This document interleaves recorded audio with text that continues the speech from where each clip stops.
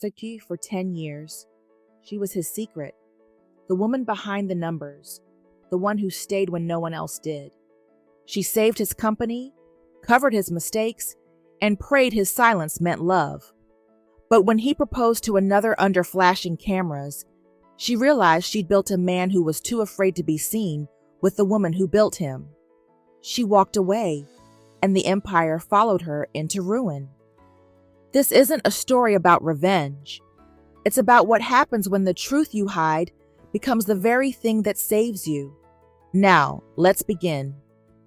The ballroom shimmered with gold and applause. 100 camera flashes erupted like lightning against the chandelier's crystal tiers.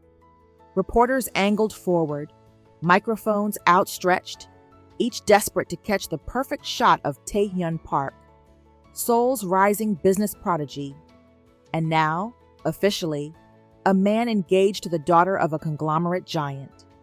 He stood at the podium in a tailored charcoal suit, expression calm, rehearsed, but his eyes betrayed him. They weren't seeing the crowd. They weren't seeing the woman standing beside him, the one smiling like a queen for the cameras. They were seeing someone else entirely. Her. The memory of Diadem Levy Henry came back like a tide that refused to recede. The scent of espresso, the click of her keyboard in the silence of his office, the sound of her low laugh that used to pull him out of his own exhaustion. She wasn't in this room. She had never been. 3 years ago, 2:03 a.m. The office was dead quiet, except for the scratching of pens and the hum of the city far below. Tae-Hyun sat slumped over his desk, the glow of the screen painting fatigue under his eyes. His company, P&H Systems, was weeks from collapse. "You can't save a company bleeding this badly," his CFO had said earlier that day. But when the door opened and Diadem walked in, hoodie, messy bun, glasses slipping down her nose, she carried something far more lethal than resignation. Determination. "Move," she said softly, sliding her laptop next to his. "Your formula's wrong. The numbers won't balance because you're paying interest twice." He blinked. "You're supposed to be home." She smiled faintly. "And you're supposed to be asleep." Hours passed in silence, except for the tapping of keys and the occasional shared look that said more than words ever could. When the final calculation turned green, Tae-Hyun exhaled, the kind of breath that carried the weight of a man too proud to ask for help. "Diadem," he murmured, "you just saved me." She shrugged. "No, I saved what you built. The rest is on you." He didn't know then that those words would haunt him, because she never asked for credit, never asked for more. She just kept showing up. Present day, the engagement press conference. Applause swelled again. Reporters cheered as the fiancé lifted her ringed hand for photos. Tae-Hyun forced a smile, the corners of his mouth trembling under the weight of a secret life he'd never acknowledged. A reporter raised her voice. "Mr. Park, it said you've never had a public relationship before. How does it feel to finally reveal your heart to the world?" His breath caught. He saw Diadem again, in that same gray cardigan she used to wear, standing by the hospital bed of his father, whispering prayers when Tae-Hyun couldn't. He remembered her fingers trembling as she handed over an envelope. "For his surgery," she'd said, eyes refusing to meet his. "It's not charity. It's gratitude for giving me a reason to believe my work mattered." He hadn't realized she'd spent her entire savings. Now, under 1,000 flashing bulbs, he forced his answer. "It feels..." His voice faltered. "It feels overdue." The room erupted in applause. Cameras clicked. No one noticed the microsecond of ache that crossed his face, the tiny fracture behind the mask. Later that night, Seoul's skyline glowed against the glass windows of his penthouse. The engagement ring sat heavy in his pocket, even though it wasn't for the woman his heart still whispered for. He scrolled through his phone, through years of hidden photos, Diadem laughing over ramen, Diadem asleep on his office couch, Diadem holding his father's hand in the hospital. He'd always told himself he kept her a secret to protect her. From the press, from his family's judgment, from being labeled the foreign girl who ruined a park. But protection, he realized too late, can look a lot like possession. Across the city, Diadem sat in her small studio apartment. Lights off, laptop open to one blank email draft addressed to Tae-Hyun Park. Her finger hovered over the keys, trembling. You once said keeping me hidden meant you loved me enough to keep me safe. But love that can't breathe dies quietly. So I'm setting us free. She didn't send it. She deleted it, one line at a time, until the screen was empty, like she never existed. Then she packed a single suitcase, her passport, a worn photograph of them in Busan. At midnight, she left the apartment key on the table, took a deep breath and walked into the cold Seoul air. At 2 a.m., Tae-Hyun called her. Once, twice, no answer. He texted, "Are you awake? Can we talk? Please, Di." The messages stayed unread. By sunrise, her apartment was empty. Her phone disconnected. Her social media erased. It was as if she had never existed. Tae-Hyun stood by the window, watching the city below. The same city she had once taught him to love beyond ambition. He whispered her name, voice cracking through the silence. Diadem. But all he heard back was the echo of his own loneliness. He was her brother's best friend. She wasn't supposed to fall for him, and she definitely wasn't supposed to be his secret. The winter sky over Seoul hung low and gray, like the city itself was holding its breath. Inside the Park Tower headquarters, chaos hummed beneath the polished floors. Whispers in hallways, emails marked urgent, investors demanding answers that even Tae-Hyun no longer had. He sat at the head of the conference table, the same seat where, a year ago, he had smiled for the press and promised expansion, innovation, stability. Now, the only thing expanding was the silence. "Sir, another investor just withdrew." His secretary's voice trembled. "And the audit—" "I know," he cut in quietly, fingers tightening around his pen. "Just give me a moment." When she left, Tae-Hyun leaned back, staring up at the ceiling. His reflection in the glass above seemed older, colder. The proud prodigy now haunted by what he'd built on a foundation of guilt and silence. Because the truth was cruel. He had everything the world envied, except the one person who gave it meaning. And now, piece by piece, the world was taking it all back. The fiancé, Yoon-ji-ah, smiled sweetly for the press, still wearing the ring that had never truly belonged to her heart. She sat in his office one afternoon, manicured fingers tracing his desk. "Why are you so quiet lately?" she asked, tilting her head. "You used to talk about expansion. Now you avoid interviews." He looked up from his laptop. "I'm tired." "Of me?" she teased. "Of lies," he replied, his tone too calm to be casual. Her smile faltered. Something about her always felt rehearsed. Her affection came in calculated intervals, timed perfectly before public appearances or investor meetings.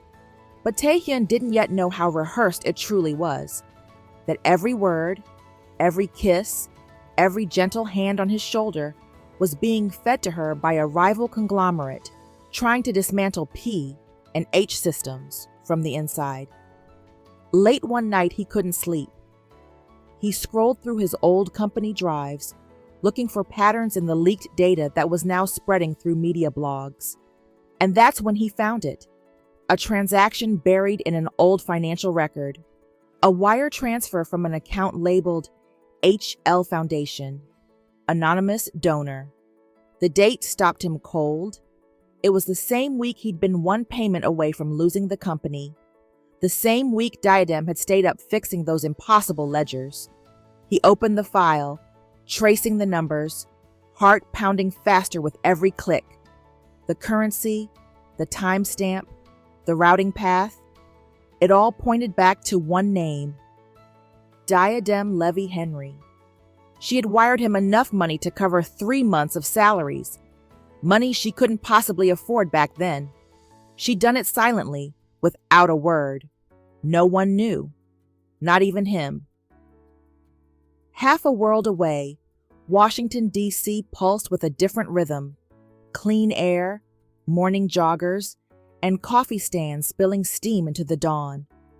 In a modest glass office overlooking the Potomac, Diadem typed the final lines of a proposal for the Global Housing and Ethics Initiative. Her badge read Senior Finance Consultant. Her voice was calm, measured, confident. Everything it wasn't in the years she spent hidden behind a man's name. When her colleague Mina knocked, Diadem looked up with a small smile. Lunch? Maybe later. The Soul project budget is still unbalanced, she said. At the mention of Soul, Diadem's fingers hesitated over the keyboard, just for a heartbeat. Then she exhaled and refocused.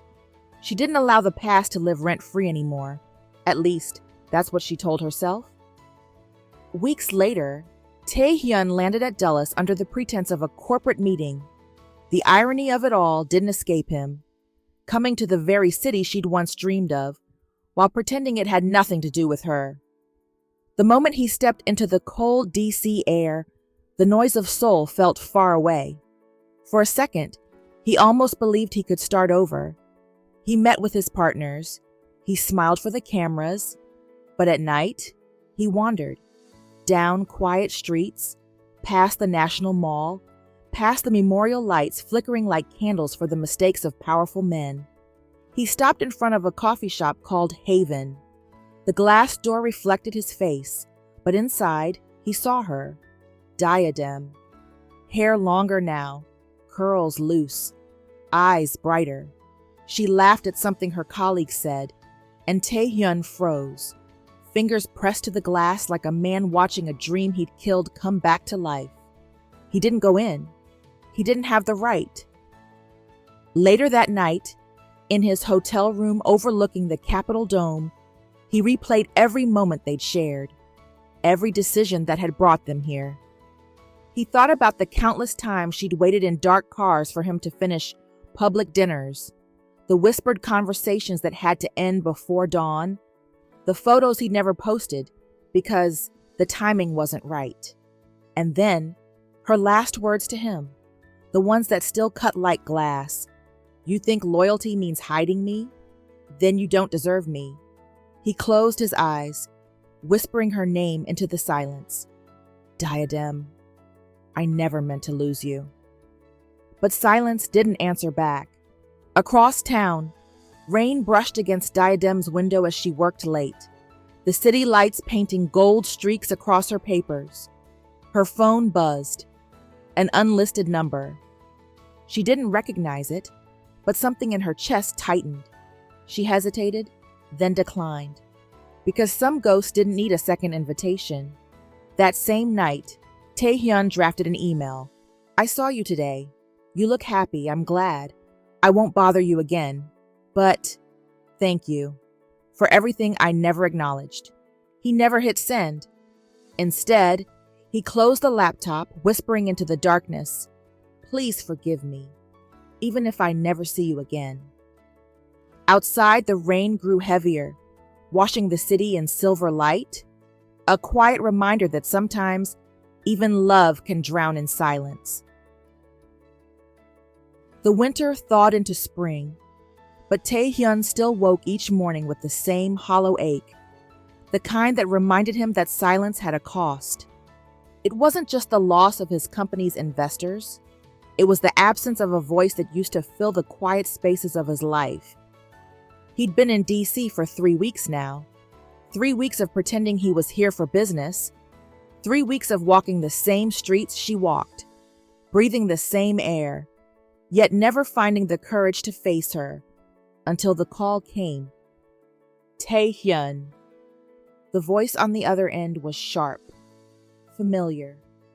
Marcus Henry, his best friend from university, and Diadem's brother. Tae-Hyun sat up straighter in his hotel chair. Marcus, it's been a while. You're in D.C., Marcus said flatly. I know because your assistant called me for an introduction meeting. You should have just told me the truth. There was silence, the kind that stretched between two men who shared too many ghosts. Is she okay? Tae-Hyun finally asked. His voice cracked against the quiet. Marcus gave a small, humorless laugh. You mean after you hid her for 10 years, used her loyalty to patch every hole in your empire, and left her to take the blame when one of your audits went wrong? Tae-Hyun froze. What are you talking about? I'm talking about the fact that my sister almost lost her visa because of you, Marcus snapped. Do you even know she faced an inquiry for that missing balance in your subsidiary account 2 years ago? Tae-Hyun stood abruptly, his heart pounding. What? She lied to the auditors, Marcus said, each word slicing deeper. Said it was her miscalculation. You remember that leak, don't you? The one that almost went public? She took it, on her record, because she thought protecting you mattered more than her own name. Tae-Hyun gripped the edge of the table, his throat dry. I didn't ask her to do that, he said, his voice low. You didn't have to, Marcus shot back. She did it because she loved you. Because she believed if she stayed loyal long enough, you'd choose her out loud. Instead, you chose a press conference. The words landed like a strike. I never wanted to hurt her, Tae-Hyun whispered. Marcus exhaled sharply, disbelief in his tone. You used my sister's love to build your empire, Tae.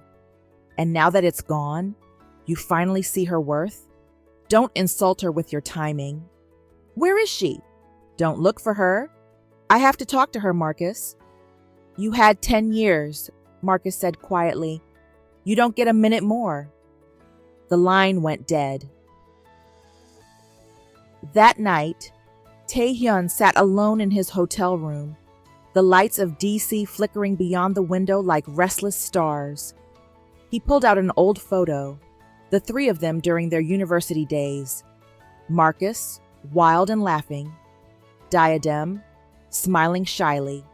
Himself, arms around them both, unaware of how the future would break them apart. He remembered that day clearly, the way Diadem's eyes had softened when she looked at him, as if she already saw the man he would become. Now he wondered if she regretted ever seeing him at all. Across town, Diadem sipped coffee in a quiet bookstore cafe, listening to her new colleague, Ethan Caldwell, an international lawyer with calm gray eyes and a gentle humor that made people trust him instantly. You really don't take breaks, do you? He teased. She smiled faintly. Numbers don't rest. Neither do hearts, he said softly, catching the flicker in her expression. She looked away. Some hearts need silence to heal. He nodded. Then I'll try not to make too much noise. It was simple, unassuming, yet there was something safe about the way he said it. Ethan didn't push. He didn't pry. He just showed up. And for the first time in years, Diadem felt seen without being hidden. 2 days later, Tae-Hyun showed up at her office building. He watched from across the street as she walked out with colleagues, laughing, a sound he hadn't heard in over a year. Her curls danced in the spring wind. Her blazer matched the soft gray sky. She looked free. He wanted to call out, to explain, to beg for one conversation. But when he took a step forward, she turned, and their eyes met, just for a moment. And in that moment, she didn't flinch. She didn't smile.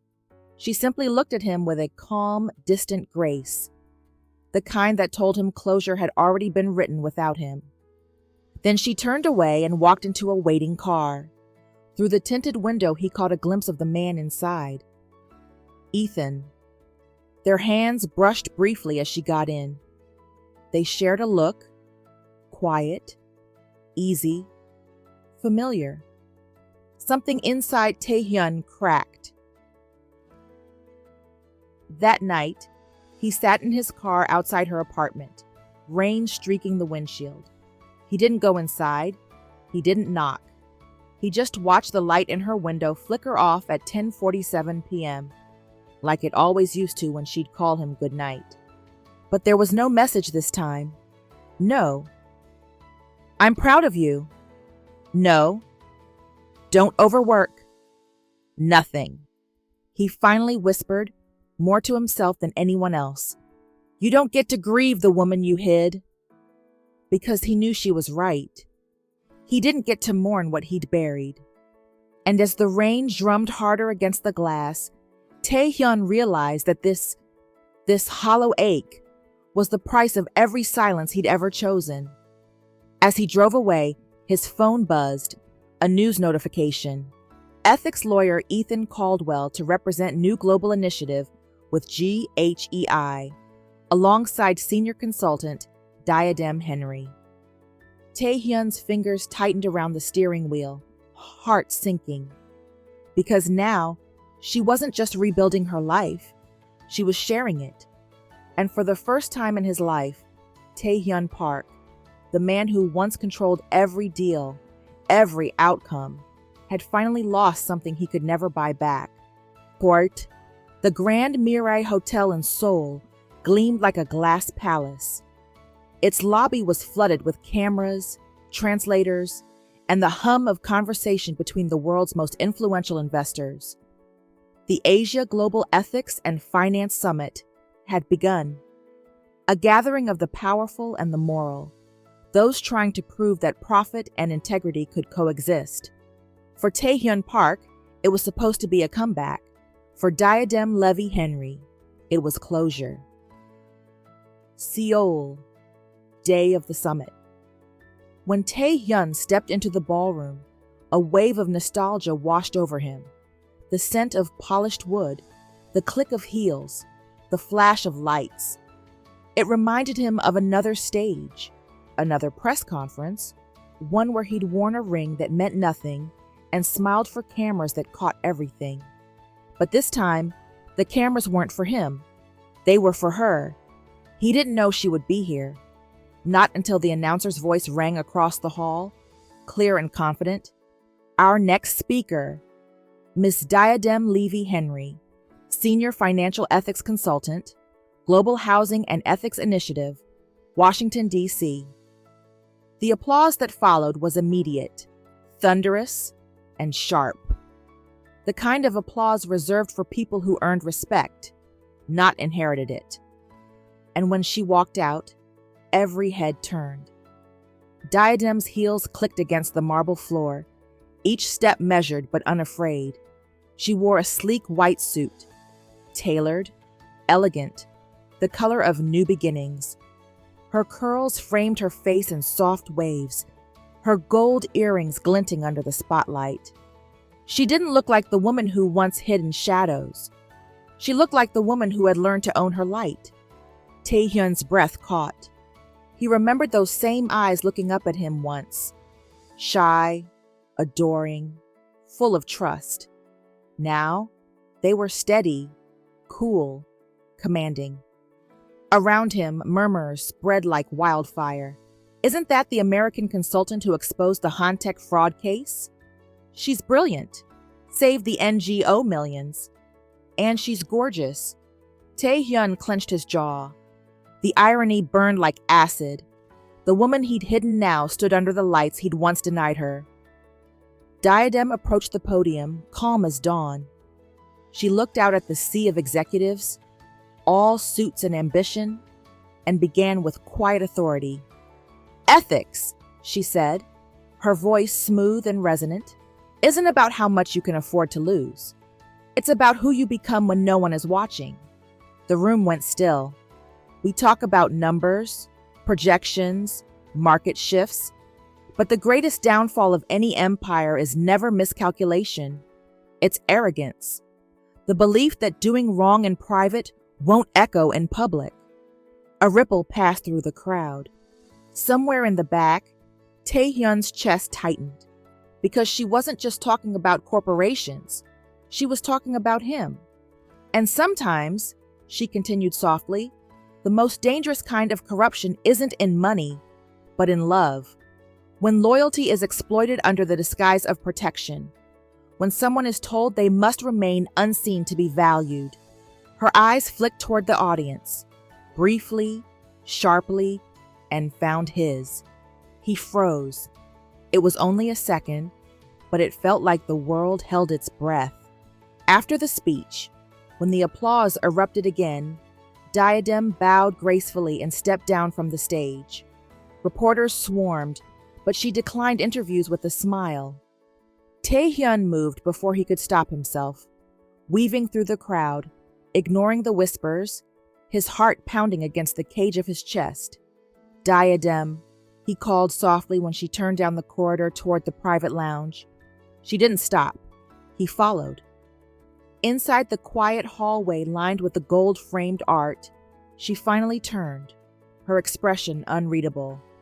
Tae-Hyun.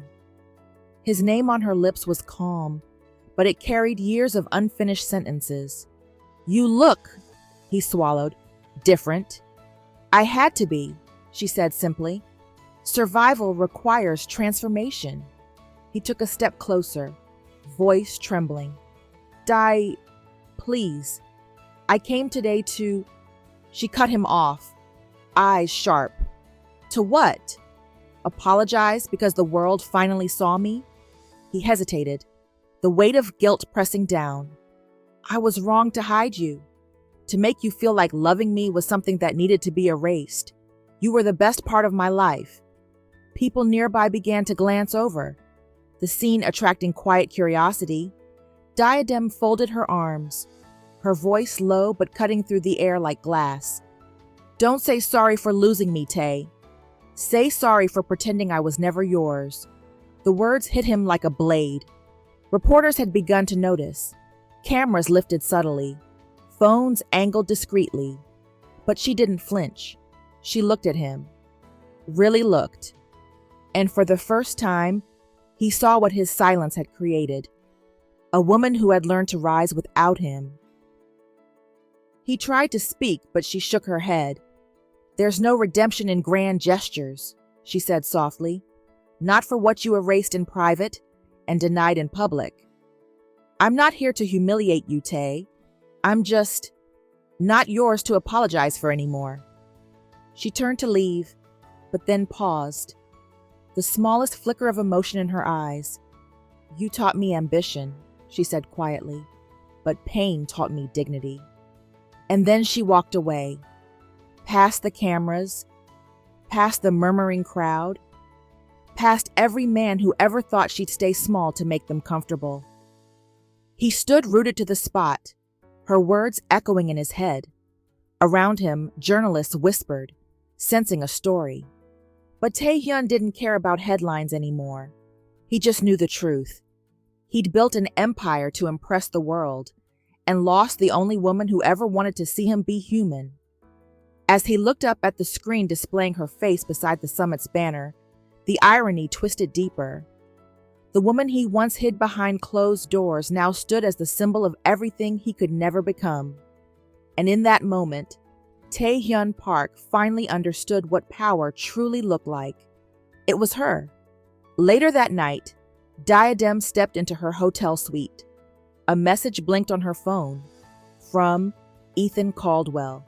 Proud of you. The world saw what I've always seen. Dinner tomorrow? She smiled faintly. For the first time in years, the name lighting up her screen didn't hurt. Across the city, Tae-Hyun watched the same broadcast replay of her speech, the applause echoing through the television speakers. He whispered into the empty room, his voice breaking, You outgrew the walls I built around you. And for the first time, he didn't try to justify it. He just let the silence answer. Days later, the storm didn't begin with thunder. It began with a whisper. By dawn, that whisper became a headline. By noon, it became a wildfire. P&H Systems data leak scandal. Fiancé linked to rival conglomerate. Tae-Hyun sat motionless in his office as news screens across Seoul blazed with his name. Photos from past press conferences looped on repeat. Smiling, confident, untouchable. Now, his empire was unraveling faster than the cameras could keep up. His assistant, pale and trembling, placed a folder on his desk. "It's confirmed, sir." The leaks came from Miss Yoon Ji-ah's encrypted account. He lifted his gaze slowly, eyes hollow. She was working with Hantech? Yes. The name twisted like a knife. Hantech. The same rival that had tried to crush his company years ago. And the woman he once thought would help him rebuild was the one who handed them the blueprint to destroy him. Hours later, Gia stood in the doorway of his penthouse, mascara streaked and voice trembling with a performance rehearsed to perfection. "Tay, please, it wasn't supposed to." He cut her off, voice low and icy. "Don't!" She reached for him, but he stepped back. "You looked me in the eyes and asked me to trust you. You wore the ring Diadem once told me to choose." Her lips parted. "Who?" He let out a bitter laugh. "Exactly. You never even knew her name." Her silence was her confession. When the door finally closed behind her, Tae-Hyun sank to the floor. His world, once filled with light, glass, and applause, had turned into a mirror reflecting everything he refused to face: pride, deception, and loss. And at the center of it all was a woman who had loved him enough to vanish quietly, and another who had loved herself enough to betray loudly. The next day, reporters gathered outside the P&H Tower. "Mr. Park, is it true your fiancé sold your company secrets?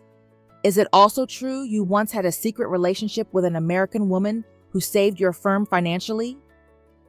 Was she your mistress?" Security pushed the crowd back, but the damage was done. Diadem's name wasn't mentioned directly, but the whispers grew louder online. The mysterious woman behind the empire. Old photos of her and Tae-Hyun in university surfaced. Grainy but unmistakable. Every headline was a dagger. In D.C., Diadem read the articles on her phone as rain tapped softly against her office window. Her stomach twisted. The scandal had reached every network, and even the Global Housing and Ethics Initiative's inbox flooded with journalists asking if she had any connection to the fallen CEO of P&H Systems.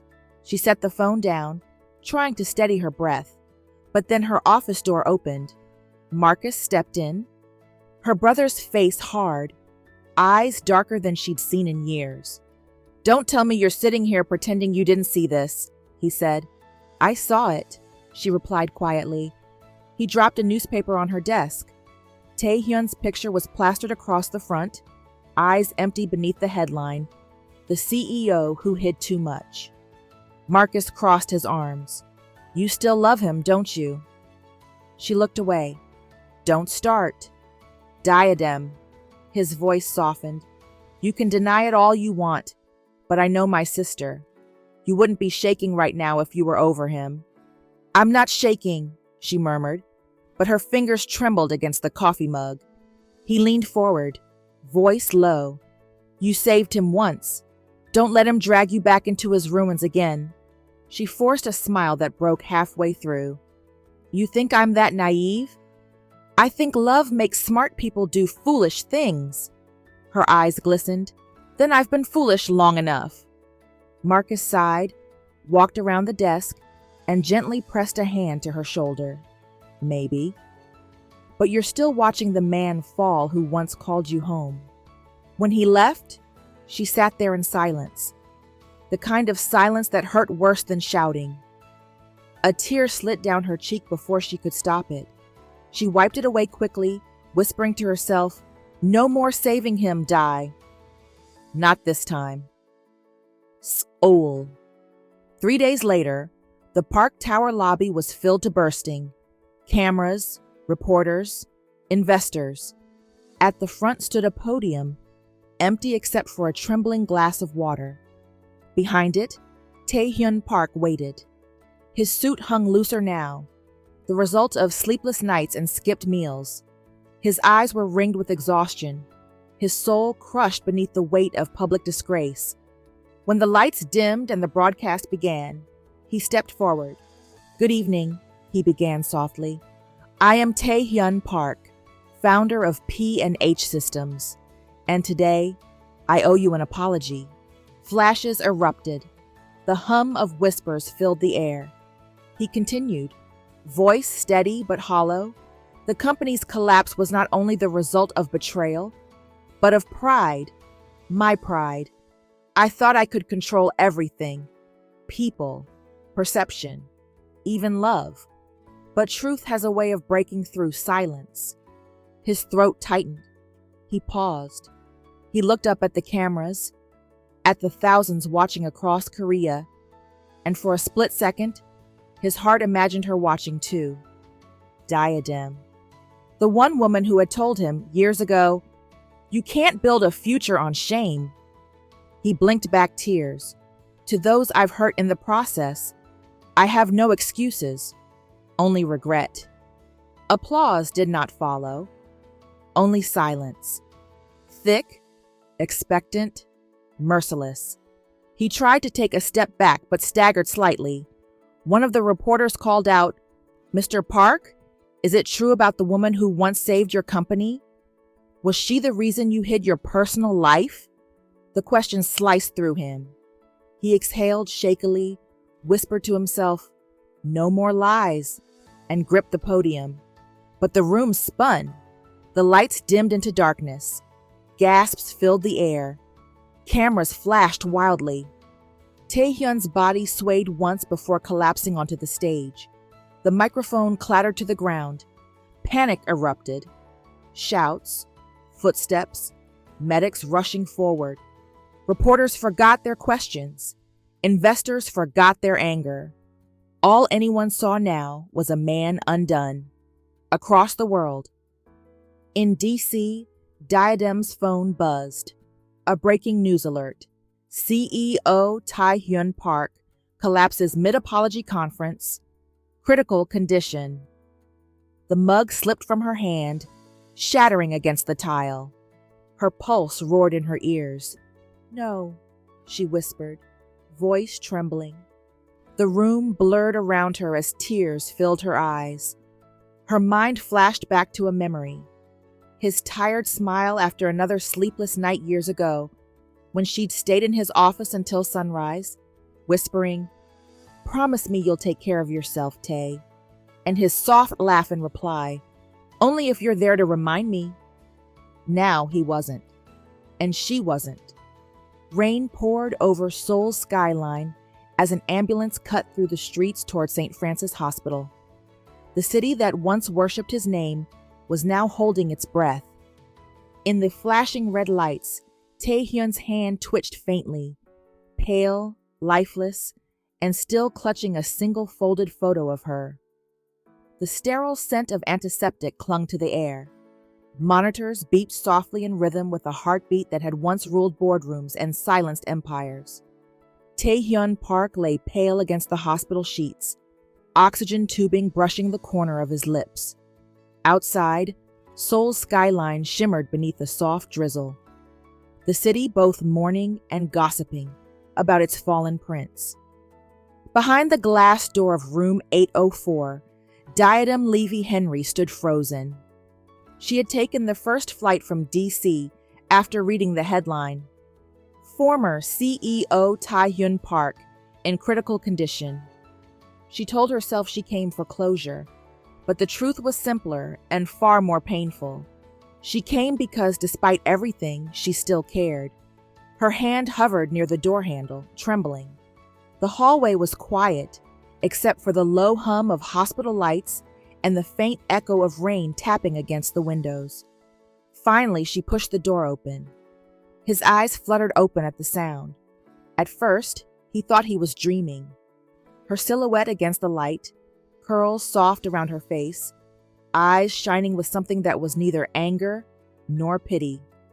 Diadem. His voice cracked, rough from disuse. You're really here? She exhaled shakily, stepping closer. You almost weren't.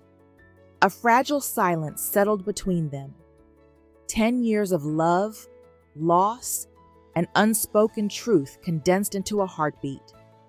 He tried to sit up, wincing from the pain. She moved instinctively, pressing a hand to his shoulder. Don't, she whispered. Just rest. But he couldn't rest. Not when she was standing there, the ghost of every regret he'd ever had, suddenly real and within reach. I thought I'd never see you again, he said hoarsely. You wouldn't have, she replied, voice quiet but firm, if you hadn't nearly died. He managed a weak, rueful smile. So it took a scandal and a hospital bed for you to forgive me? Her eyes glistened. Don't flatter yourself. I didn't come here to give you what you want. I came here because I needed peace. He blinked, surprised. She swallowed hard, her voice trembling between strength and pain. I spent years carrying the weight of what you did. The secrecy, the silence, the shame of being erased. But forgiveness isn't about you, Tae. It's about me not being chained to who I was when I loved you in the dark. Tears welled in his eyes and his voice broke. You don't have to say that. I do, she said, her hand now resting over his. Because if I don't, I'll keep living as the woman who waited for a man who didn't choose her in public. He looked away, jaw tight with guilt. I thought keeping you hidden would protect you. From the media, from my family, from this world. Her eyes softened. And what did it protect me from, Tae? Loneliness, humiliation, being reduced to a secret in the name of love? He nodded slowly, voice breaking. No, it only erased me. Every lie I told to protect you took a piece of me too, until there was nothing left, not even the man you fell for. Silence filled the room, raw and sacred. She squeezed his hand, not in reconciliation, but in release. Then maybe now you can learn to live in the light. He looked up, tears trailing down his face. Only if you'll walk with me there. Weeks passed. Recovery came slow, but not without grace. Diadem stayed longer than she intended. First to manage the media narrative, then to assist with legal cleanups, and finally, because leaving no longer felt right. They worked side by side again, not as lovers pretending to be invisible, but as two professionals rebuilding something better from ashes. She drew up blueprints for a new initiative focused on corporate transparency and ethical accountability. He added his vision for social reinvestment and fair labor. Their late nights no longer smelled of desperation, but of renewal. You sure about this name? She teased one evening as they sat at his apartment desk surrounded by papers. He smiled faintly. Absolutely. He turned the mock-up around, revealing the embossed title on cream stationery. Levy and Park Ethics Group. Her name first. She looked up, surprised. You didn't have to. I did, he interrupted gently, because for 10 years, I made you invisible. Now, I want the world to see what you built, what we built. Something in her chest finally loosened. A month later, cameras once again filled a Seoul conference hall, but this time, Tae-Hyun didn't stand alone. Diadem stood beside him, radiant in a tailored navy suit, curls pinned back elegantly, confidence radiating from every inch of her. He faced the reporters, the same ones who had once crucified him, and spoke with a calm conviction that came only from truth. Good morning. My name is Tae-Hyun Park, and I'm proud to introduce Levy and Park Ethics Group, a company built not on ambition, but on accountability. He paused, turning slightly toward Diadem. And this, he said, voice firm, emotion glimmering beneath control, is Diadem Levy Henry, my partner, my equal, and the woman who taught me that love without integrity isn't love at all. Gasps rippled through the crowd. Cameras flashed. He reached for her hand. In public for the first time. The gesture was simple, but the world shifted with it. 10 years I hid her, he said, his voice steady. Today, the world meets the woman who built me. Diadem's throat tightened. For once, she didn't have to shrink or hide. She met his gaze, not as the woman he lost, but as the woman who finally found herself. Outside the building, sunlight broke through the clouds. Soul washed clean by a morning rain. As they walked through the waiting press toward the car, the crowd erupted with questions, flashes, and noise. But between them, there was only quiet understanding. He opened the car door for her, but she smiled, slipping her hand in his again. No more hiding? She asked softly. He shook his head, eyes warm. Not even from myself. And as they stepped into the light together, no masks, no secrets, no fear. The world finally saw what love looked like when it stopped apologizing for existing. Love may fade in the dark, but when truth walks beside it, it becomes legacy. The evening sky over Seoul glowed with a soft coral light, the kind that made skyscrapers look less like towers of ambition and more like witnesses to something divine. The wind carried the faint hum of the Han River, gentle and steady, like a heartbeat that had finally found its rhythm. On the rooftop of the Levy and Park Ethics Group headquarters, the world seemed to pause. It had been 1 year since that day, 1 year since Tae-Hyun Park and Diadem Levy Henry walked hand in hand into the light. Not as secret lovers, not as headlines, but as two souls who had learned to build without fear. The empire they rebuilt wasn't made of money or power. It was built from honesty, from wounds that healed the right way, not by forgetting, but by forgiving. And tonight, Seoul watched quietly, unaware that history was about to bend again. Not in a boardroom, not under cameras, but in the stillness of sunset. The rooftop. Diadem stood near the edge, her curls brushing her shoulders as she looked out at the skyline she once thought she'd never face again. The city lights blinked like 1,000 silent blessings. She heard footsteps behind her. Steady, familiar. Tae, she said softly without turning. You're late. I wanted the timing to be right. When she turned, he was there. No suit jacket, sleeves rolled up, eyes warm with something deeper than romance.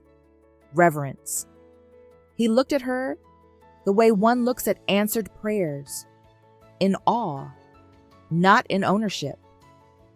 You're thinking again, she teased gently, crossing her arms. That face means you're about to say something big. He smiled faintly. Maybe I am. She raised an eyebrow. You've already given 1,000 speeches this week. None of them were the one that mattered. He stepped closer until the soft gold of the setting sun fell across both of them, catching in her eyes, painting them with warmth. He reached into his pocket and took out a small velvet box. Not extravagant, not the kind of thing money screams about. When he opened it, the ring shimmered faintly in the fading light. The design was simple but exquisite. The metal, soft silver, brushed with a matte finish. It's beautiful, she whispered.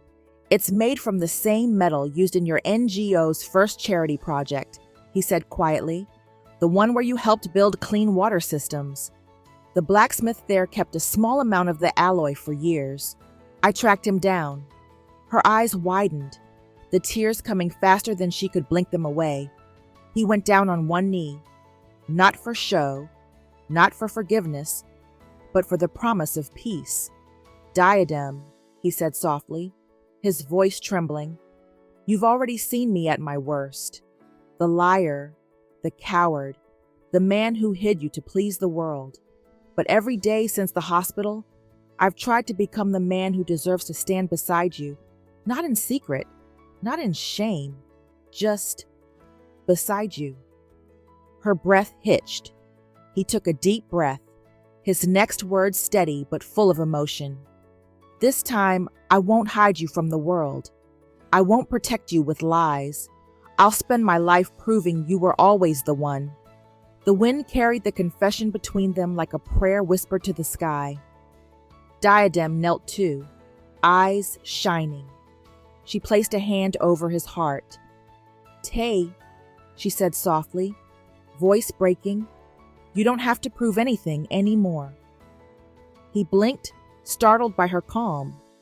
"Then what do I do?" he asked, almost like a child afraid of the answer. Her lips curved into a trembling smile. "Just be." He rose slowly, helping her to her feet.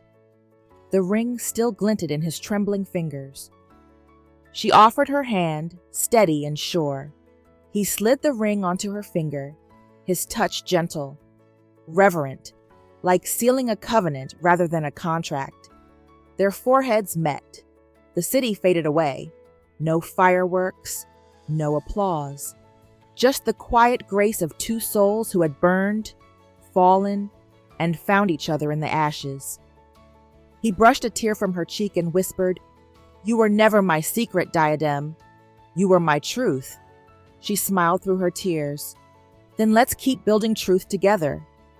And as the last light of sunset melted into night, he kissed her. Not desperately, not to claim her, but as a man finally at peace with being seen loving her. Later that evening, as the lights of Seoul twinkled below, Tae-Hyun and Diadem stood side by side at the glass railing. Inside, a small sign on the wall bore their company's mission statement. Words she had written, words he had lived to understand. Integrity is not what we do when others watch. It's who we are when love demands truth. He slipped an arm around her shoulders, pulling her close. And in that moment, after years of silence, shame, and rebuilding, they didn't need to say another word. They had already spoken the language that mattered most. Grace. The world once knew his name for power, but tonight it would remember hers, as the woman who taught him that love, when redeemed, no longer hides. The end. 10 years he hid her, thinking he was protecting what they had. But every secret builds a wall, and every wall keeps love from breathing. She forgave him, not because he deserved it, but because she deserved peace. And that peace became the foundation of everything they're building now. Today, he doesn't hide her, he honors her, because behind every redemption story, there's someone who refused to stop believing in grace. Love doesn't need fireworks to prove it exists. Sometimes, quiet grace is enough. If this story touched your heart, like, subscribe, and share it with someone who still believes in grace.